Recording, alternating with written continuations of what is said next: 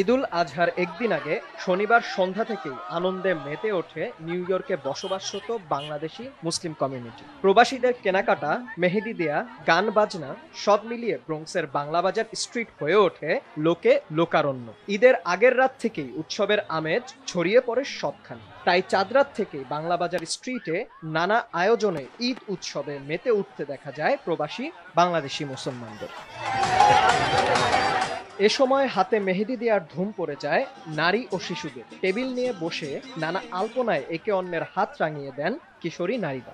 এছাড়া কর্মব্যস্ততায় যারা ঈদের কেনাকাটা করতে পারেননি, এ সময় তাদেরকেও দেখা যায় বাঙালি অধ্যুষিত ব্রোঙ্কসের স্ট্রিটে।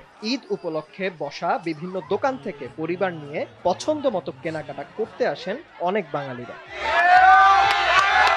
আমেরিকায় থাকা অধিকাংশ অধিবাসীর পরিবার থাকেন বাংলাদেশে। এজন্য বড় কোনো উৎসবে তাদের অভাবটাও বেশি অনুভূত হয় প্রবাসীদের। দেশীয় আমেজ পেতে চাঁদ রাতে তাই বাঙালি পাড়ায় চলে আসেন তারা সকলে। মিলেমিশে ঈদের আনন্দ ভাগাভাগি করে নেন প্রবাসী বাংলাদেশিরা। বিন ইয়ামিন, RTV।